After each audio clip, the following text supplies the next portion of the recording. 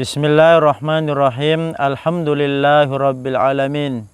Wassalatu wassalamu ala Rasulillah Sayyidina Muhammad ibn Abdullah.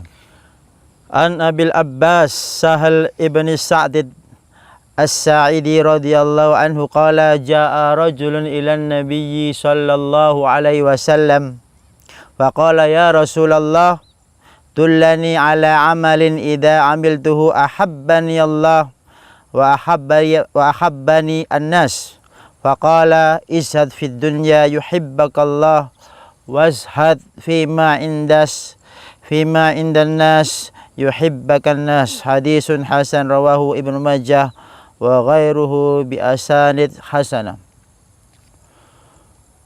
Datang seseorang kepada Nabi Muhammad sallallahu alaihi wasallam bertanya, "Ya Rasulullah, tunjukkan kepadaku amalan jika saya lakukan Allah mencintai aku dan manusia juga mencintai aku." Nabi menjawab, "Zuhudlah, di dunia ini Allah akan mencintaimu. Dan zuhudlah di sisi manusia, apa yang dimiliki manusia, maka manusia akan mencintaimu." Ada 4 poin penting dalam hadis ini. Yang pertama adalah apa sebenarnya zuhud itu? Zuhud itu adalah sedikit maknanya, mengambil secukupnya. Itu makna pertama secara bahasa. Sedangkan makna kedua secara istilah adalah tarku ma la yanfa' fil akhirah, meninggalkan yang tidak ada manfaatnya di akhirat.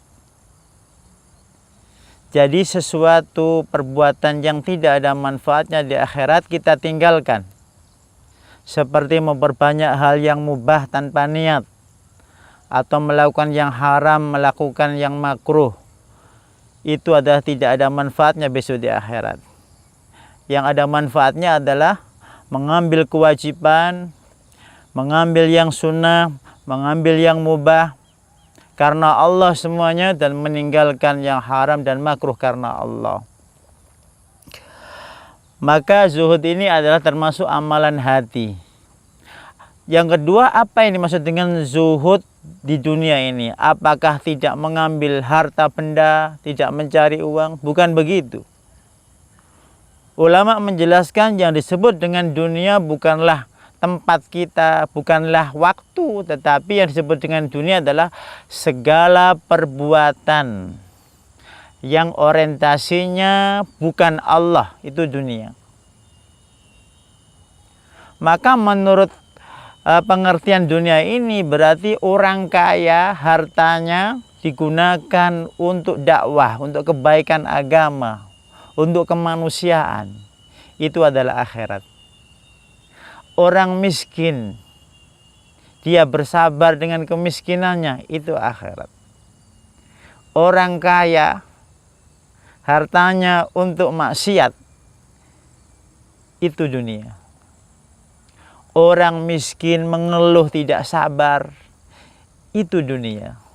Maka kaidahnya mengatakan yang dimaksud dunia dalam hadis ini adalah segala perbuatan yang tidak berorientasi kepada Allah Subhanahu wa ta'ala.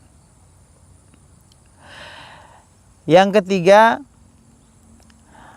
yakni zuhud itu meninggalkan segala sesuatu yang besok di akhirat tidak ada faedahnya. Dalam hal ini kita memberi contoh seperti kalau kita ibadah tidak karena Allah, itu tidak zuhud, karena ibadahnya tidak ada nilainya, tidak ada keikhlasan dan tidak ada ittiba'us sunnah. Kalau kita berangkat haji agar dipanggil Pak Haji, itu tidak zuhud, itu dunia.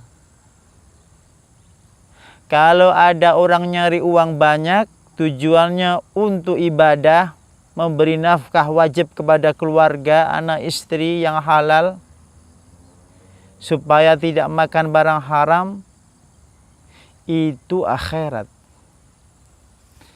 Yang ketiga, kita bicara tentang contoh-contoh dalam kehidupan. Kalau kita melihat tukang bangunan, dia begitu tulusnya dalam bekerja untuk menafkahi anak istrinya, mencari harta karena Allah, itu akhirat. Dia yang menyediakan kita fasilitas sehingga kita bisa beribadah karena Allah. Beliau semua mendapatkan pahala yang sama, bahkan mungkin lebih besar, karena amalan akhiratnya dianggap dunia. Amalan kita akhirat dianggap akhirat sudah biasa. Padahal ada amalan kita, naudzubillah, bentuknya akhirat, tetapi berupa dunia secara hakikatnya.